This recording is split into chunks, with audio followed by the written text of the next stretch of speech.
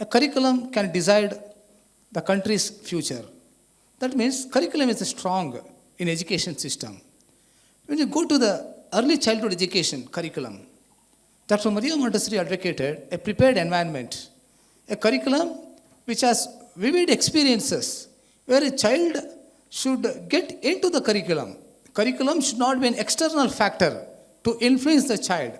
A child should get an influence by its own, the curriculum.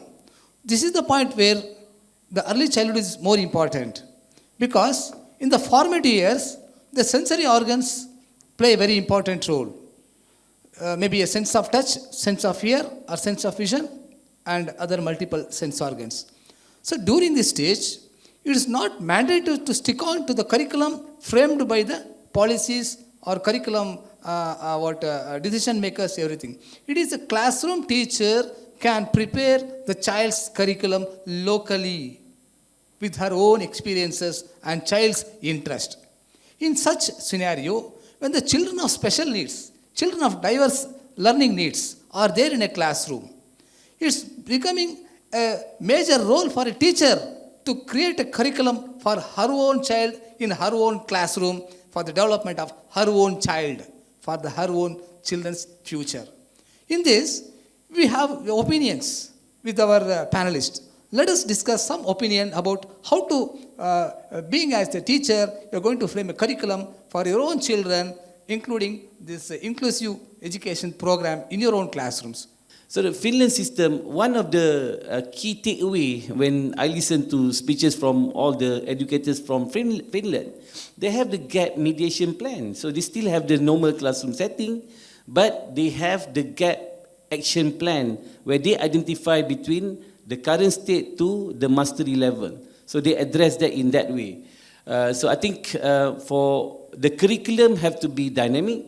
The curriculum need to be customized according to the way each and individual children learn and based on their own pace and their own pace. So I think if we are able to do that, if every teachers understand that, then I don't think we have any issues on addressing diverse learning, different types of children, or even special needs. Like now, since you mentioned about special needs, based on Brainy Bunch, now we have about 100 over campuses. I think we have an average now, growing numbers of special needs children. Although we can only accept certain level of special needs children, but we are seeing a lot more special needs children now in the society. I think average for Brainy Bunch, we have about 5 to 7 special needs child in the school. Because of we are Montessori school, so normally the other school will push it to us to take these children. So I think, of course, Maria Montessori started the methodology of Montessori when she did the research based on special needs children. So that's why Montessori probably one of the way that we can address. But the normal children, what you call as normal children, will benefit also the most with the methodology of Montessori, where it's already custom based on each and individual children. Like I said in the very first response, it comes ultimately back to the why. What are we trying to do? Why are we, for what purpose are we educating these children? And what really is the outcome from the early years? And I think it goes back to that fundamental idea that I'm sure if we polled the room, surveyed everyone who's been here through the last 2 days, it would come back ultimately to values and attitudes, but those fundamental social skills and the ability to interact collaboratively, play with one another in a constructive manner. That's really what we're hoping all early years children to be able to leave that phase of schooling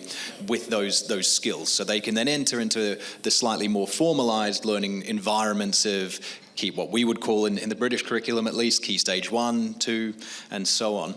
So if we start with that why, then it comes down to, well, what does that curriculum look like? Well, like you've just said, it's the play-based approach. The Montessori approach, I think, is something that is steadily weaving its way more and more into most curriculums across the world, but with that continuous provision approach that allows children of varying ages to interact together, to play, to imagine, to imitate, which, in the early years, that early stages of development, imitation is probably the most fundamental sort of experience for any child in learning how to do. So providing those opportunities, but it needs to be structured. Having a continuous provision or play-based curriculum is great, but it needs to have a purpose and a structure. To be very honest, I won't allow the teacher to create the curriculum because there are certain requirements the school needs to meet. So curriculum is set.